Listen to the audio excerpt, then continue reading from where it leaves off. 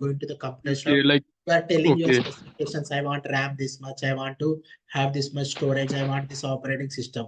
So that okay, is called as like, a server. You are what the system you are getting for your work nature. Like when you are doing some kind of a work, some specifications they will provide for you. Like 8 GB system, 100 GB, like 8 GB RAM, 100 GB. for an example, we have a Google storage that also a server. Google Storage is a device, right? So we are storing our files temporarily. Okay. Google storage, A like SaaS product. That cloud is a cloud SaaS storage. product. That's a product, right? Software is a product. That is a product. Okay. This is a server, like how we are now listening the class with certain personal laptop or desktop that we are going to Okay. server. Here also we are creating our own servers, but these servers are virtual servers.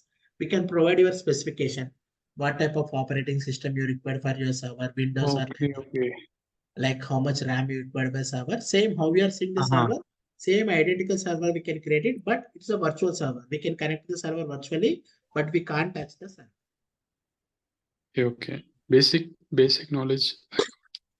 This we can call this a server. My laptop is Mhm. a server, right? Computer, Okay. system, server, everything is same.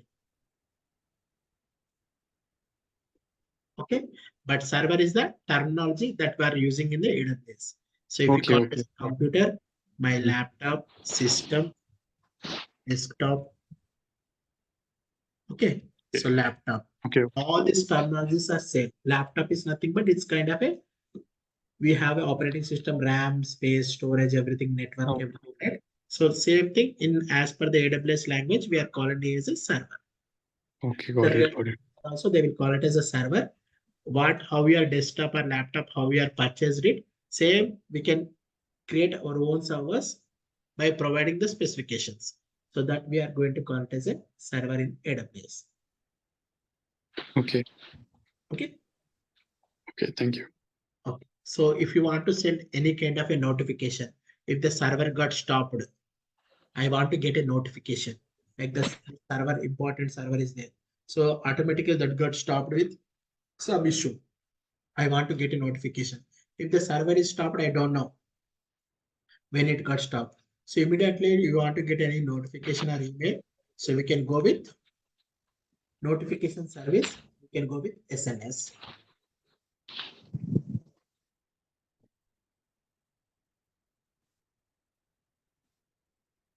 Few mechanism.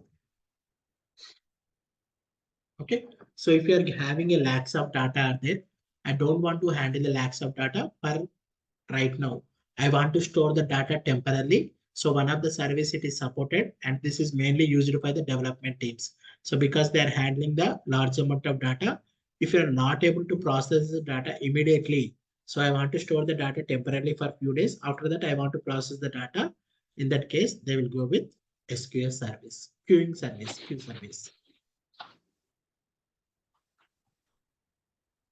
Okay, CloudWatch.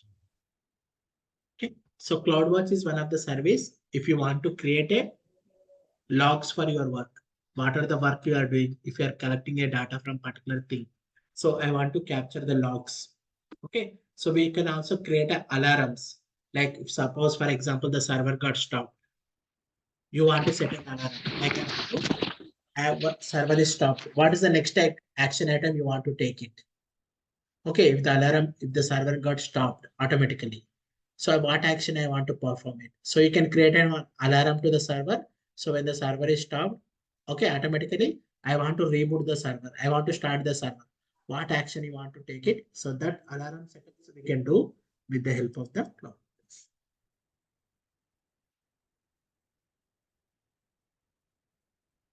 Okay.